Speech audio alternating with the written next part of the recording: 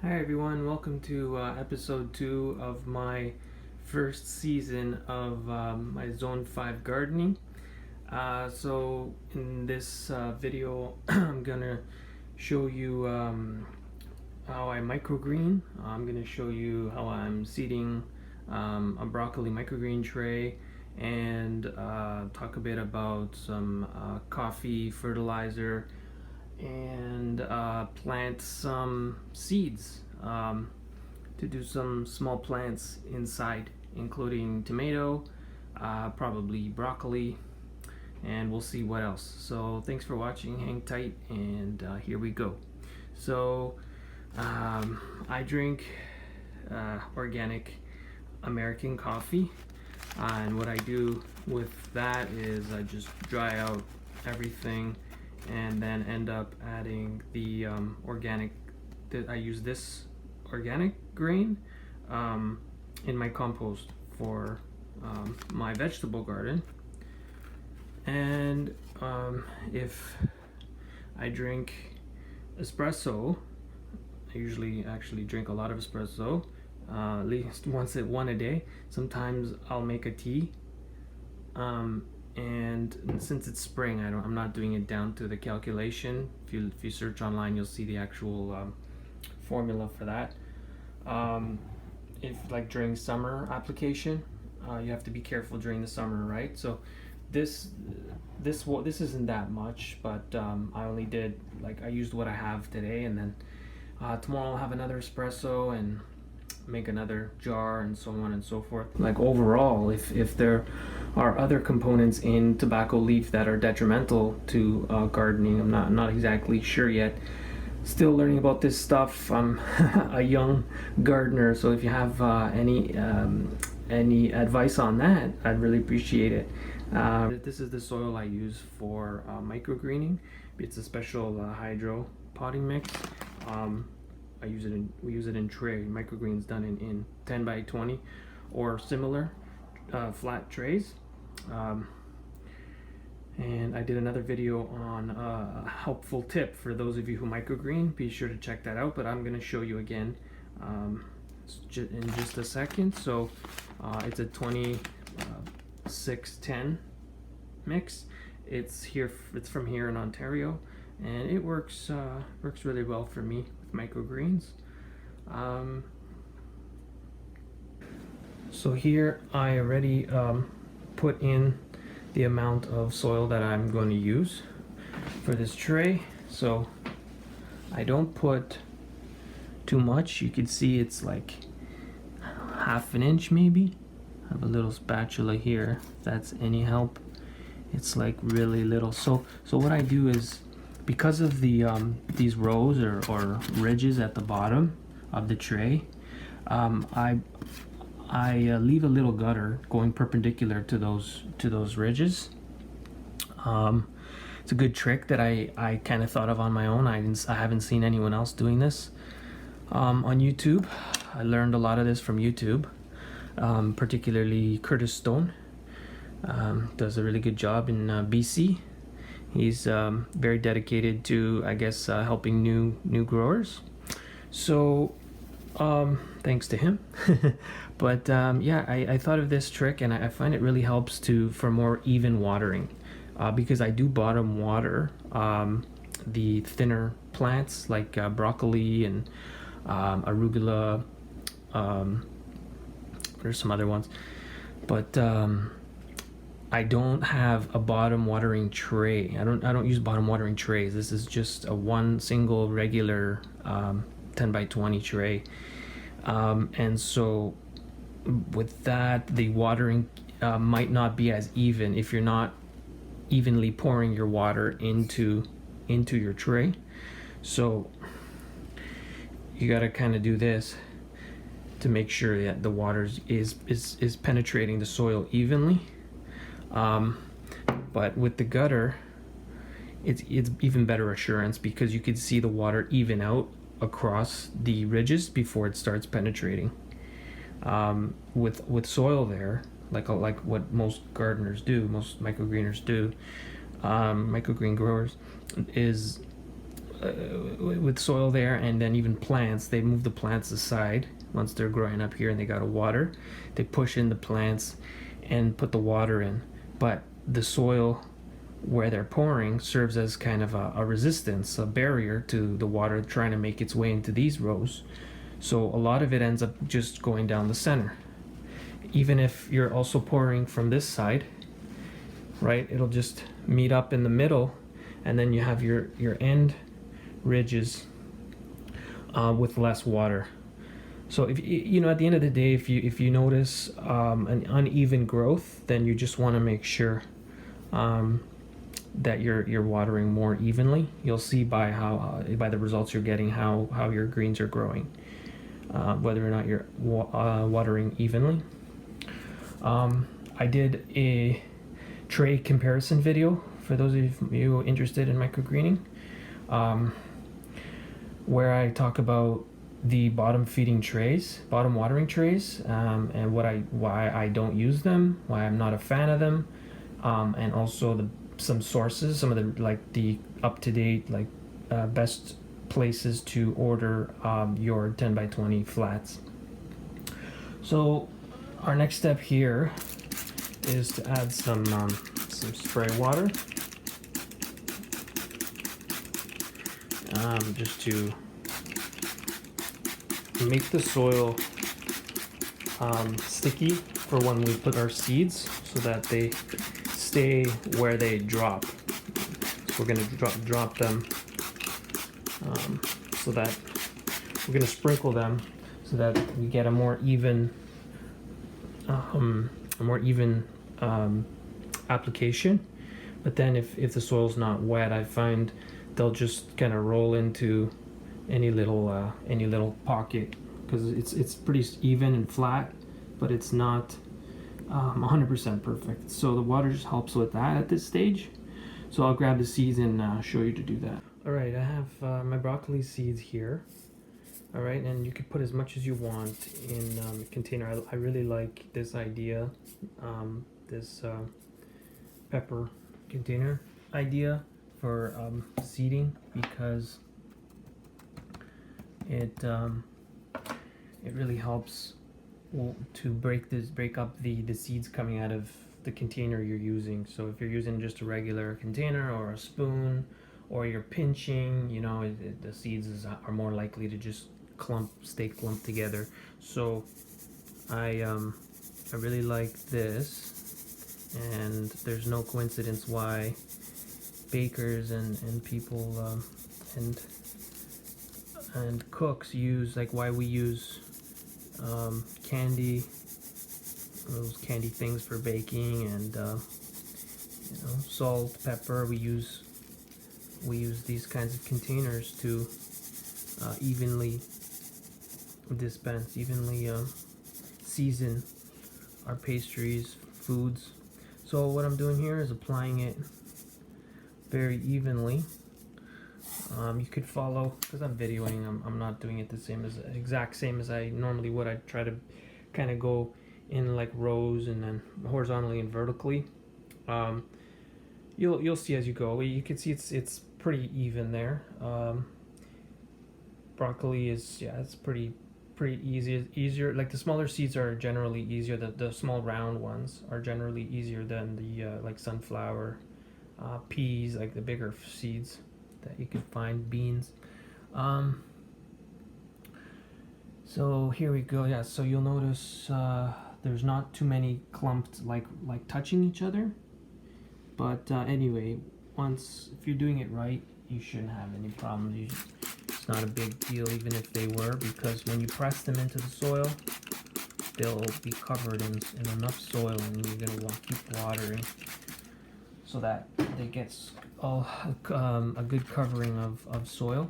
So a little bit more spray, water, and use my spatula to give a gentle press in, right? So the more surrounded the seeds are with water,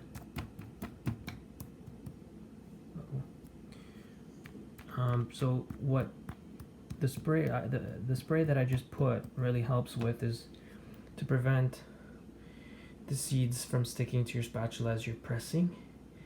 If you start having an issue like I just had there, where you're picking up clumps and like displacing seeds that you already dropped, and you're kind of like repositioning them, then you got an issue. You know you don't have enough water at this stage of your planting, of your tray prep. Alright, so nice even press across, and almost finished that. Very quick. A little bit more water now to add some more soil. What the water does is help them sink in, but also breaks up the soil so that it could stick. It could just wrap itself around the seeds. So see now, compared to before, the seeds are a bit more buried in. What's the most important step now is to get another tray to stack on here. The pressure that needs to be applied to, I do this for all my varieties. So I get a couple of other trays, put them on top, whether or not they're filled with soil and microgreens or just weights, and it'll stay like that depending on the external temperature. If it's pretty hot, the trays are outside maybe, and it's like a hot couple of days, I'll leave it till the next maybe morning, maybe like so less than 24 hours. You really have to gauge, you know, it depends on the varieties. For broccoli, growing inside, our house is at about 22.5 degrees. I'll leave this tray stacked for at least 24 hours, maybe even a bit longer. Alright, so I've put my top tray on top, and I will just add my weights, a couple of bottles of water. One is unused and one I refilled with water. That's why you could see it's still a bit foggy. Hot water or chlorine, I don't know what it is. Alright, and I'll leave it there for about a day, and then I'll show you what that looks like after about a day. But I'll let you know exactly how long at that time it's been stacked for. I just wanted to add that with my organic American coffee grind that I compost, I dry it out because I don't throw it in my compost right away. I will keep about, and by the way, I don't use the paper either. The paper I'll just I'll do it in a compost that's not for my vegetable garden, just because I think they use bleach for it, and I don't know what other chemicals are used in the filter making process, but the grind is organic and certified organic, so I know it's pretty, it's, you know, 100% organic. And I will pour out after this is dry now in my kitchen. I'll bring it. I have a bin in my garage. Can you leave it on the side of your house too? A small like Rubbermaid container, even just close to your back balcony door or whatever, and then throw these in there every day, and then at the end of the week apply that to your like when you have enough at the end of the week or even 2 weeks, then it's enough to kind of use for one compost pile. Okay, so I'm gonna be fertilizing my lawn with the coffee grind, espresso coffee grind that I showed you I had diluting on my counter. I'm gonna start, you know, as long as you're walking backwards, you don't really want to walk in what you're doing. So basically I'll go in rows.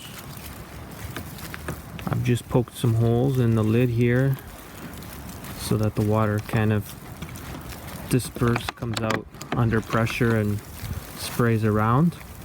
I also have, my grass is pretty bad. Our landlord doesn't really care to help, and we don't know how long we're gonna be here, so we're on 2-year lease contracts. So, and that, like I said already in my first episode, we might even be moving because hasn't unfortunately been working out with our landlord. But a whole other story altogether, whole other discussion altogether. So we haven't really invested the money, but there is grass. It's not like it's dead.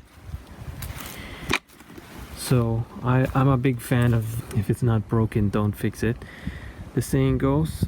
So I'm a big fan of that. You see, it's mostly grass, and even though it's still the beginning of, well, mid-spring, I guess. You know, we can already, looks decent. Still has some coming back to life to do. Some of it's still brown, as you can see. So I'm a fan of, you know, caring for what we already have. If it was all brown, dead, you know, some like obvious grub problems or mice problems and stuff like that, then I would definitely take care of it. But I mean, it's not that bad, especially considering the neighbors' lawns not too far off. Our neighbor takes care of this side, and she's got some patches as well. It's not much different. So I pull out weeds as they arise. This bald spot, this brown spot here, I might have to do something about, because I parked my old car until I sold it last summer. It was parked there almost all summer, and so killed a lot of the grass there. So I was kind of waiting. I've never had this, don't have much experience with that, so I'm just waiting to see kind of what happens this spring, if, you know, how much of it comes back. I put some seed that I actually foraged. Collected some wild grass seed, which looks like it didn't do too well here, or it hasn't come up yet. It's like a really thick, not the same kind of grass, so it kind of looks weird. So I might end up ripping that out as the summer goes, as the season goes on, spring or summer. So yeah, I didn't do much with one bottle, but I'll do basically one a day. Approximately, I can do, because one bottle is just a bit more than one kind of puck of pressed espresso grind. My neighbor's blowing now. But yeah, so if I did this, I did one row today, I could probably be in about 8 to 10 days, I can finish off the whole lawn. All right, so I'm getting ready to plant some veggies here. Got kale, cauliflower, onion, chives, I guess, and some lettuce. What I've been doing, which I've been showing in, I showed in another video called tips for planting in 4-inch pots, or germinating or something in 4-inch pots. Because it's all holes underneath, I notice a lot of the soil comes out. I really like this size for germinating, for starting seeds. Not a big fan of the individual little pod trays, and I'm not a fan of the smaller, like, square pots. My grandparents also use this size. I find I like them better. So what I do is I block the soil from getting out. It also helps to slow the drainage of water when you're germinating this soil. It's important that the soil stays moist all the time. So you don't want to cut off the drainage completely, but at the same time, the amount of holes in these is way too much. way too much drainage for seeds at the top of the soil that need to stay moist. And even a little bit more in there. I'd rather put more than less, because then after, if I have to, I could always cut the bottom, cut some holes in the bottom, more holes in the bottom, or poke around with something in there.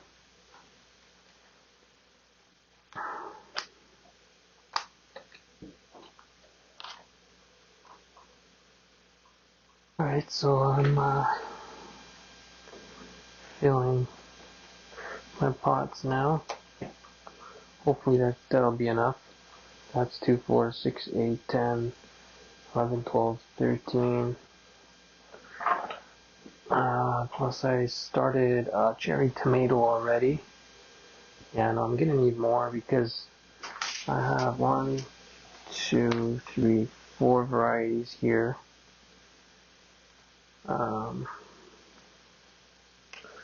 I want to do at least a few for each, at least half a dozen for cauliflower, half a dozen lettuce. Onions, I could do a few in one pot. I might even use full trays for the onion and kale. We'll see.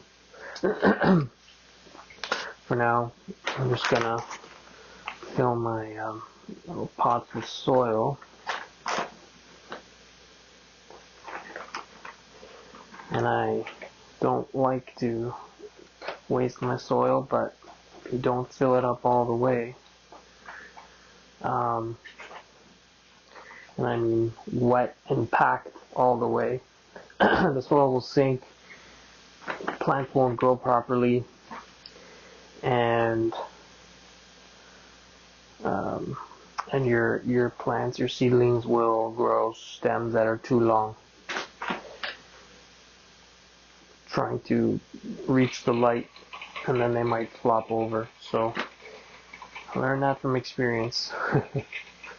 So right now I'll just fill them up with dry soil and then go on to my next step. Very much piecework. Stick to one step at a time. And then I will put some water and then top up as need be. And then I'll dig my hole for seeds. And plant my seeds and top off with a little bit of water. Another reason why I like filling the bottom holes with plastic blocking the escape route is because the best nutrients really for the roots bring in micronutrients.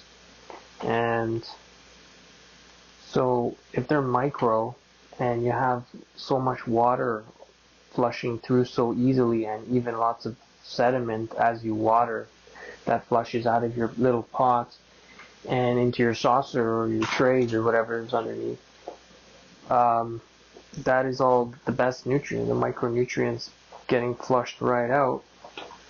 And if all that remains are big granules of vermiculite and rocks and other compost material, like, it's going to be harder for your plant to eat from that, your plants to eat from that. So that's why there's multiple reasons why I try to why I do that, to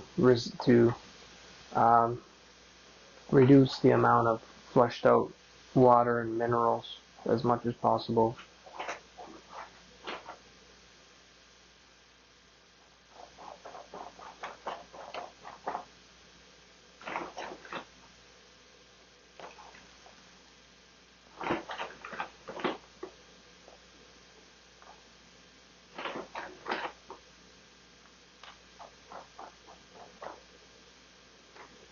You like some soup?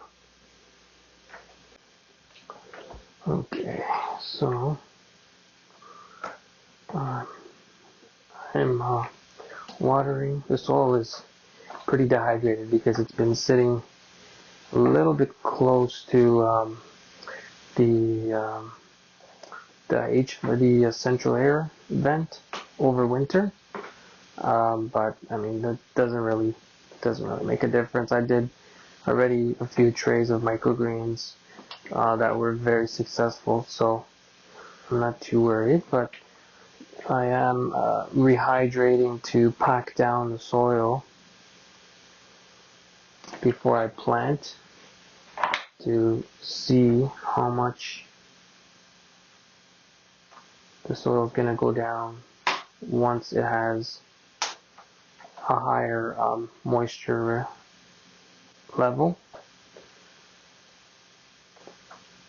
And I can see if I want to add some soil before I plant the seeds, or just plant the seeds and then give it a final water. Alright, so first up we have our cauliflower, early snowball. It says 6 to 8 weeks before last frost. Today is April 18th, so it's about for 5.5 weeks until last frost. So we're a bit late, but I'm not too worried. It just means we're gonna have our cauliflower 1 week later than if we had followed the package. Sometimes you could end up catching up. Not to make an excuse for being late, but it's not the biggest problem. So I'm going to drop 3 seeds of cauliflower, because I've never done it before, and we don't got any more time to waste. So that is one downfall to planting a bit late, is you have less time to waste. So you'll end up wasting more seeds. Okay. Well, too much.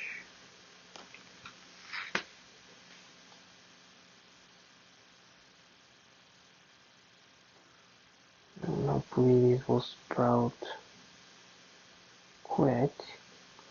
See, a lot of people plant on time, but they don't keep their seeds warm, and they don't keep them wet enough, or they don't keep them in the darkness until they sprout. So what the package says is only the start of the plethora of things that a gardener needs to do to ensure success from the get-go. What I'm going to do, actually, I've just decided, is because last year I bought some plants. It was a bit late when I started planting. So I did buy some plants, and so I just bought them all at the same time. But what happens after is you have to eat everything at the same time. Everything gets ready at the same time. So what I'm doing this year is I'll start a couple of pots a week of each veggie. So doing these 2 today, this weekend, cauliflower, and then next weekend I'll do another couple pots of it, just so that space out the harvest a little bit. If that even will work, I'm not even exactly sure, but more than happy to share my learning, what I already know and what I am learning still on my YouTube. Earlier crops start indoors 4 to 5 weeks before the last frost. 4 to 5. So this one, we are on time, and even maybe early for our zone 5. But before last frost, no, we're on time or early. Gotta be careful opening these things to not learn the instructions. Can't remember all this stuff. Alright. So the lettuce, yeah, I'll do the same thing. I will do 2 this week. I'll do a couple of tomatoes and I guess the same for kale and onion. Don't need to go crazy with either. Last year I planted all my kale at once. We had so much kale already at the same time. I was initially planning, I did the strips of the same brand here, Mackenzie, and I was planning on harvesting the first strip as baby kale early in the summer, and then I felt bad wasting. It's like it's a waste. It's the same amount of nutrients, more per volume, just like microgreens. Ends up being more per volume of nutrients, but you still feel like you're wasting. I guess because more work goes into veggies when they're planted outside in the garden. Whoa, these things are tiny. They're so small. Wow. Bib lettuce. Wow. That is incredible. Beautiful. How beautiful is thy nature. Yeah. Such big plants, man. Veggies come from such little seeds. It's just mind-blowing. Just mind-blowing. Here there's a ton of these in here. Wow. I don't know what the germination rate is on these, doesn't say, but I'm plopping like probably 5 in each hole. Alright.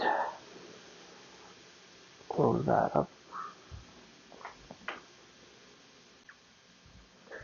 And top with another little bit of water. Next, I will do a couple of little pots of onion.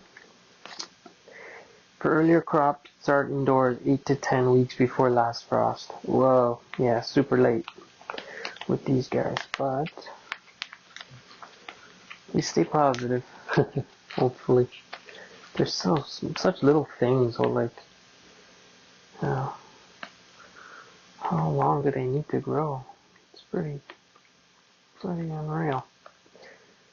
So I recently learned about ramps. Let me know in the comment section if you already knew what those are, or if I'm the first one to tell you. Have you tried them? What do you think? Pretty cool stuff. Never heard of them. Never tried them. Apparently they're really popular and tasty and rare. Pretty interesting stuff. I would like to get out as soon as it gets a little bit warmer. It's warmed up. Oh, this package is forever to open. Can't get it open. Cutting time.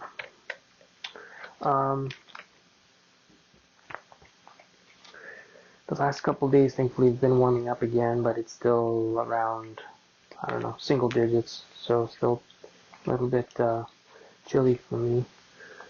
And I'm probably missing out on the rump.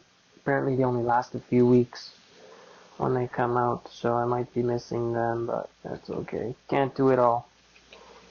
Can't catch it all. I don't have the privilege of having a big property of 100 acres. I can go searching my property. I actually have to drive over to a trail or somewhere and go see in that vicinity, and even still, people are always out surveilling, playing supervising cops. It's like some people retire just for that purpose.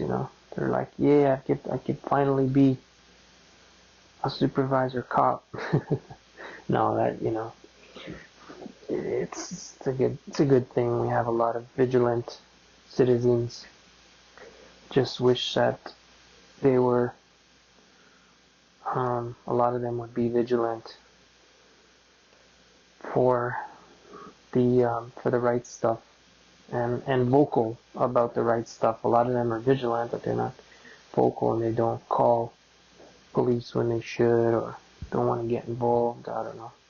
And then when it's something more minor, they're very brave and outspoken. Anyway, so that is my onions. Let me know if you've tried ramp in the comments. I'd be curious to find out how many people know about this. I'm hoping I'm not the last one. Actually, we bought some of these in the stores, and I kept one of them, the roots, the bottom root part, to try to regrow in a pot, and I'll show you. So in literally 2 days, I plopped this thing in the soil, and it was at the level, like, it hasn't even been sunny. This is why I don't understand how long this stuff grows. So maybe because it's organic and this stuff is on some serious steroids, I have no idea, but like, it's not even sunny. Maybe they like it when it's not that sunny, but like, look how much it's grown. It's incredible. And this is the hydropotting soil, in case you're wondering.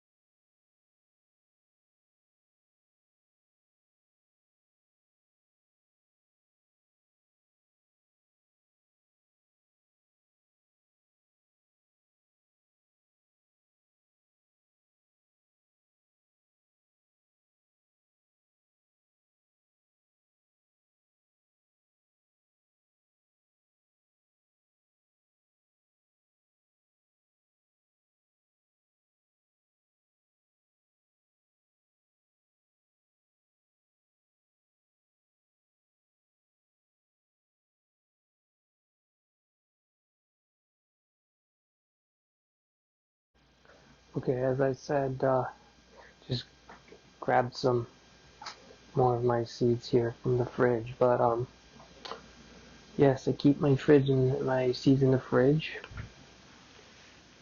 just like batteries.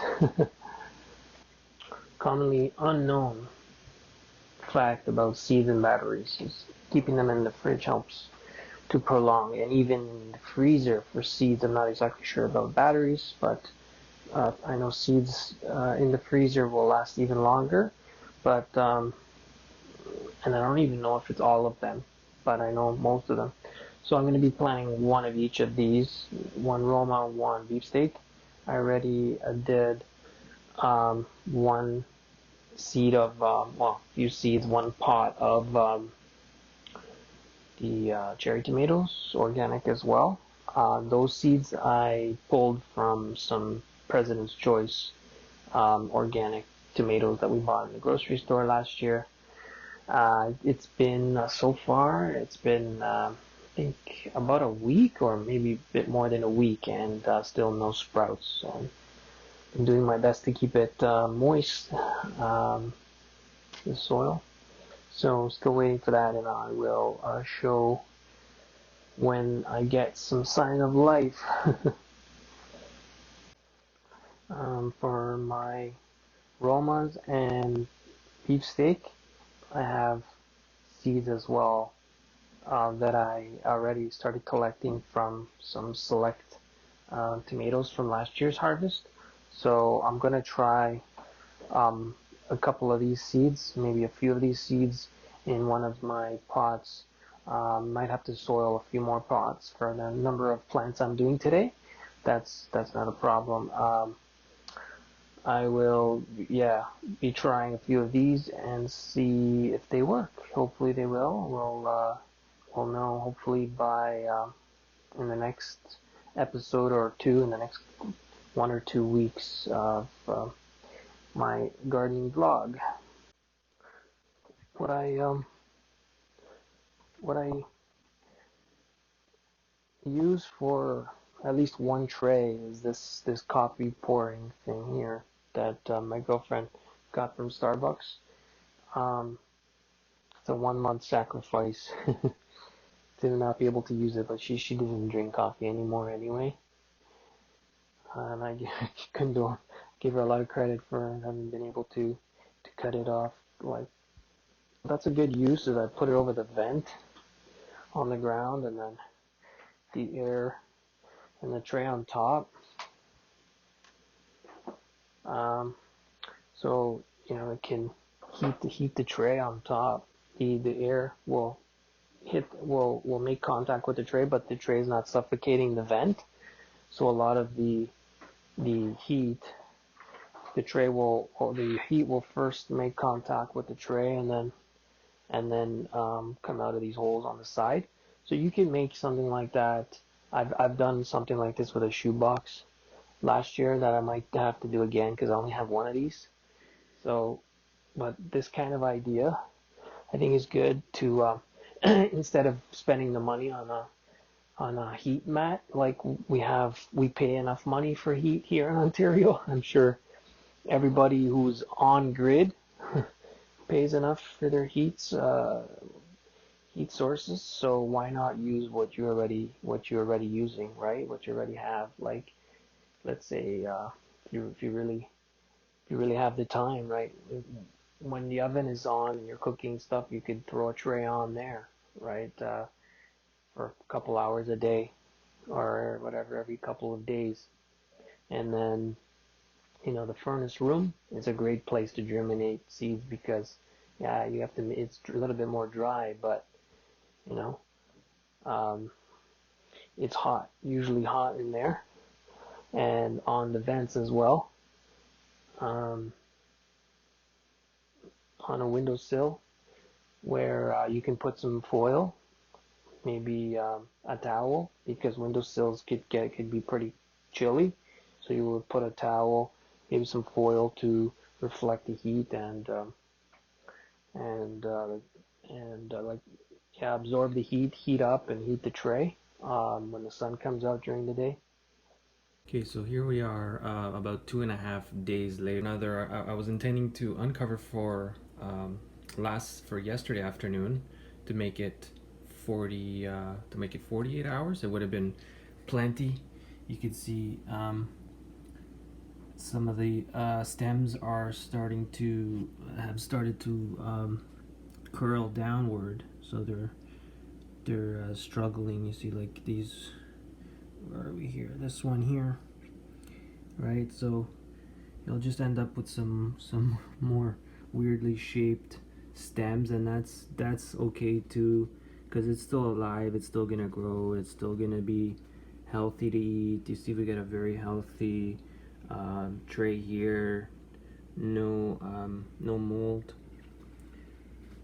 So what I'll do now is to show some water, how I water here.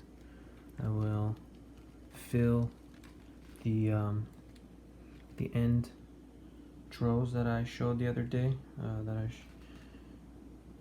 I make when I set up my trays, when I seed my trays.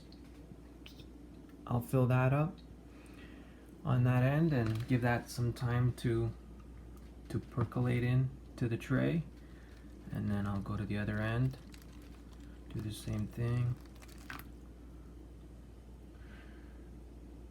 give that some time, come back here, and it's basically halfway. It's still some water, and I'll just top that up one more time.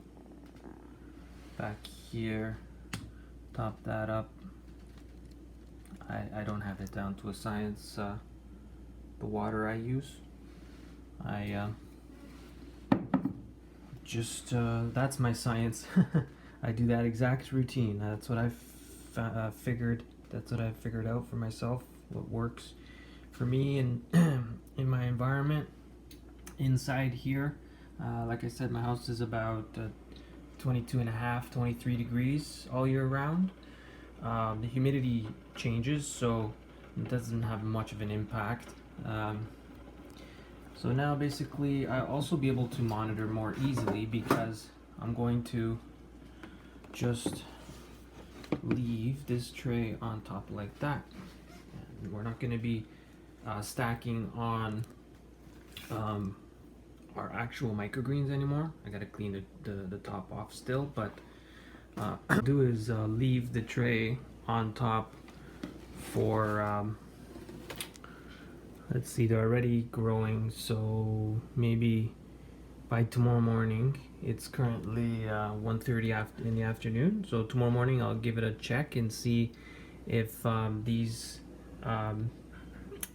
stems are about twice their length. Then I'll be happy. I don't need them getting really long. My last batch ended up getting too long, so I'm a bit like to take a break from stemmy microgreens. So maybe double that length will be they're about half an inch right now, so maybe an inch. I'll remove the lid, the tray on top, and get them to green up and finish themselves off for another maybe 2-3 days.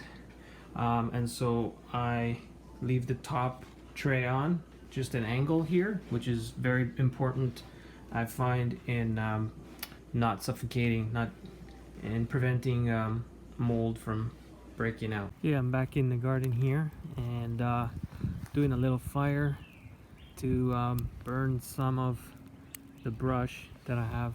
Like I said before, this is old wood from last summer, free wood that I picked up on the side of the road from last spring, actually, last spring trimmings.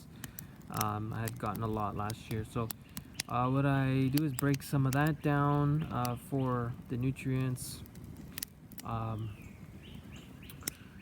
bringing more nutrients to my yard. Okay, so this is my front yard garden bed, and you can see it's not anywhere near being pretty looking right now. I decided, as ugly as it is, I'm gonna leave it like that, because you can see how dry it gets during the summer. It's not very fertile in the front here whatsoever. So I'm gonna just concentrate on packing some nutrients, and I'll probably do some weeding just so these plants aren't pulling up nutrients that other plants that I'm gonna plant are gonna need, because it'll tie them up until they get breaking down, composted again and whatnot. So yeah, I decided usually I would be cleaning this stuff already. It's I think April 20 today, and It was about 10 degrees today here. Really nice weather already. So people are cleaning their beds, but it's not mulched, and there's no perennials here that are going to cover it. So what's going to happen is if you clean something like this right now, it's going to be a heyday feast for birds, and I don't know what other animals, rodents that will come feast on all the bugs that will be very close to the surface, especially worms. It'll be nice and easy for them to break into the dirt and eat up all the worms, which are very important. So when you think natural, right, normally this stuff isn't touched. If you want to add something to your garden, you know, you could put something in, and that might be what I'll do. I'm probably going to grow some flowers that I'll eventually transplant into the center here. That's perennial. There's tulip there. There are some perennials. These are all year round cedar. That perennial is coming up. Got like a little grassy one there coming up. So there are stuff, but in the center here there's nothing. So for now I'm just gonna pretty much leave. I'm not gonna turn and clean. I'm letting the vitamins come out of the brush and the leaves, and I'll be pulling some weeds that are getting big and ugly and taking vitamins. But other than that, I'm going to wait until I have some flowers to plant in there and to cover to cover the bed, or at least some of the bed, so that it's not completely exposed to birds soaring flying over looking for a literal buffet table that this would become. What I haven't showed yet is my small makeshift greenhouses that I made with pallets, and the winter took a bit of a toll on them, and especially the plastic, but I will just do some touch-up work on that. I got some, I put some mulch down here last year. It was all weeds, so I tried to kill them off and put some mulch and make this kind of like a outdoor working area for gardening purposes. And actually I did a lot of microgreens out here last summer, and it's pretty much all day sun. So these are some perennials here. It's like a little perennial flower bed on the side there. I've had I don't know what eating my my morning glory seeds that I crushed off of the balls on the vines from last year that I left over winter. They all dried out, and I started putting them in the soil, and then it was just a complete mess day after day. So I've put up some of these thorn branches that I like to use. So I have some small experimental tree plants here that I transplanted from different customers. I do some gardening work. Some is from my yard, I believe, and so we'll see what comes back this year. It was just, I had extra containers and soil last year, and I thought I'd try it out. I just do clean a little bit of that. I'm starting to get some buds already, some little bushes. Trying a transplanted cedar thing here. I have to still learn a bit about that. You got some little, I think that's a red maple there. And this is a willow. We'll see. This one here is a willow. We'll see what happens there. This is a makeshift gutter that I made for rainwater.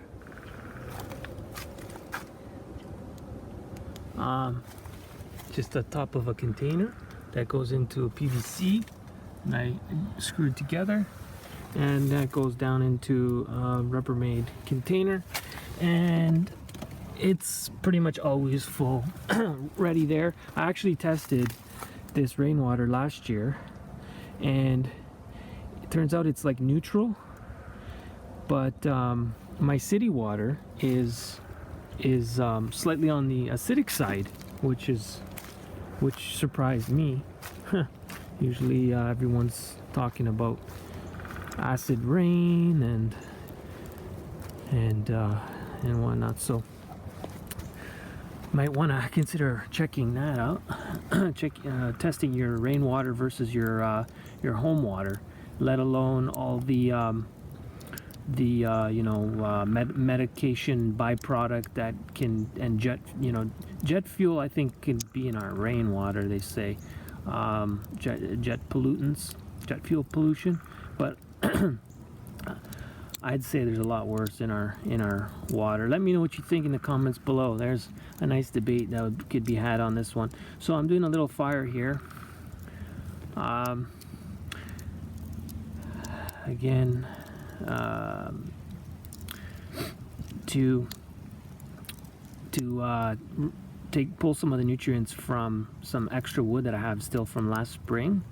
So this is off-property wood that I'm now getting the nutrients from and keeping on my property. So at the end of the day, my property if the trees on my property get too many nutrients, they're gonna explode and fall over on all my neighbors' houses. No, I'm just kidding. A lot of these nutrients, hopefully, I will be eating and excreting. That will end up back off my property. So that's my theory on that cycle.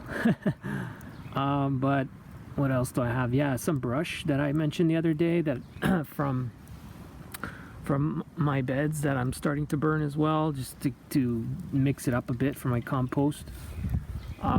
So what I'm doing here with this little batch of compost of mine is adding some coffee. So this is the bin of coffee grind that I have, leftover coffee grind, and there's a bit of mold, so I'm hoping that's not going to be an issue for my compost. But those papers I will do on a non-organic compost cycle. I think I already mentioned that. But yeah, that coffee, and I think there's some soil in there. That's another story altogether, but it's organic. Well, it's my potting soil, my hydro potting soil that claims to be organic. So I don't mind using that coffee for my organic. This is an organic compost that I'm running with brush, ash.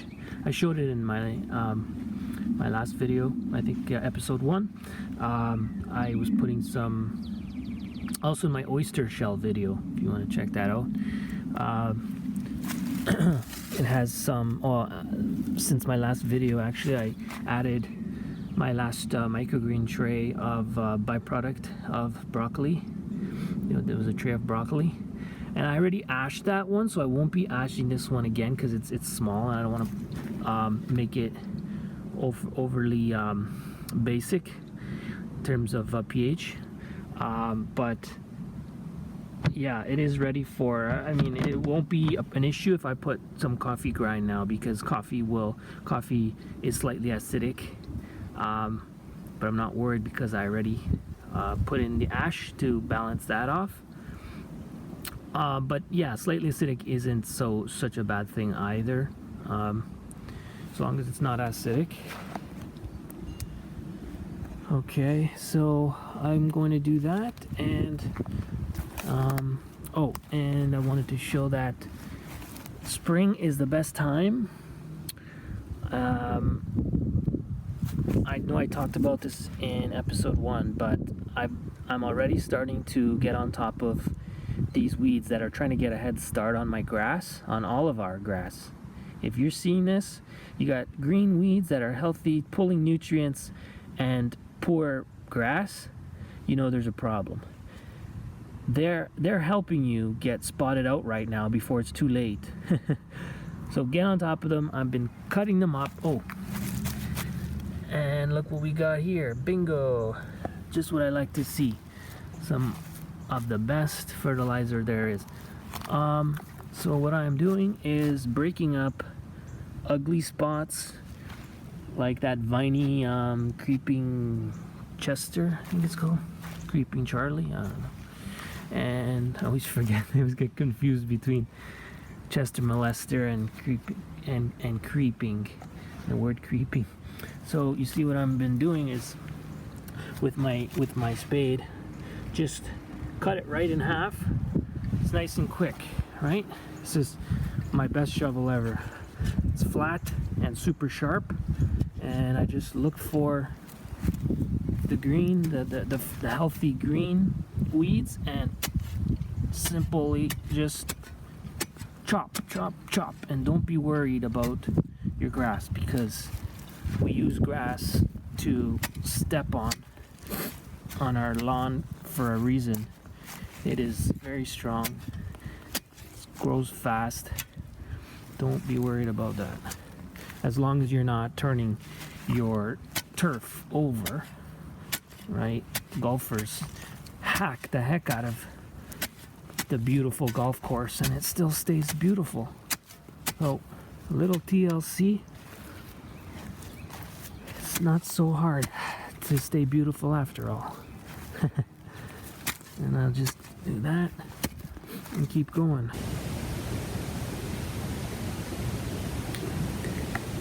Bedtime, come on.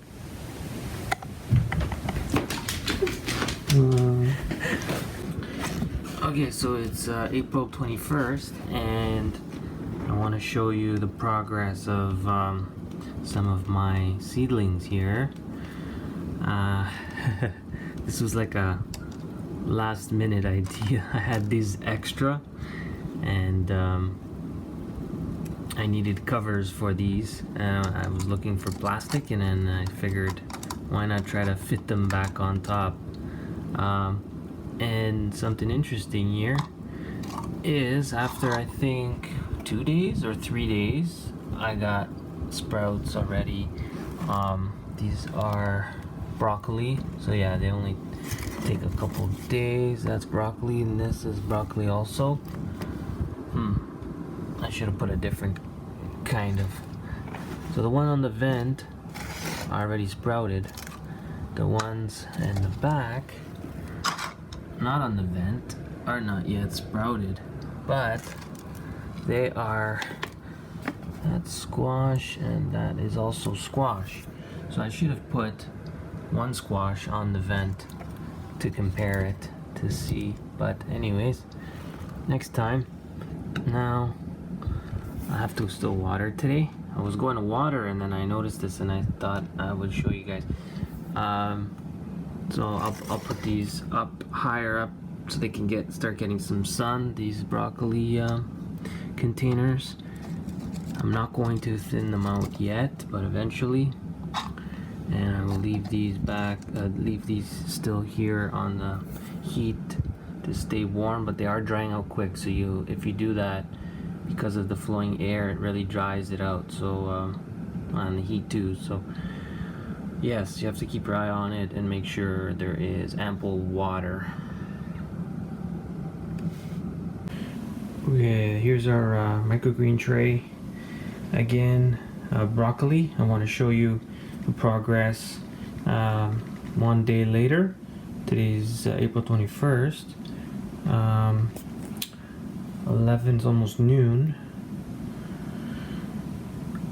To compare with my last video of the tray. So you see in the middle there is some slow growth. That means either water, or I'm thinking overseeding, or air access, because we have something a little bit the same here. And the issue here is in not it can't be watering, like underwatering. And I don't think it's overwatering, although I could be wrong. I'm not a pro. I'm just showing you what I'm getting here, and what I know is that's an issue that is not normal. But next time I will probably try to check that the water is reached. Last time when I watered yesterday, you could check that the water reached, and it looks like it didn't reach as much, because it's already a little bit drier. This middle section here, compared to the soil closer to the ends. So that's my guess. It's hard to believe, but I don't think, yeah, it would be air flow, oxygen or carbon dioxide access, as much as it was water. And it doesn't look like it's very densely seeded. Like I am pretty good at seeding. I did a pretty even seeding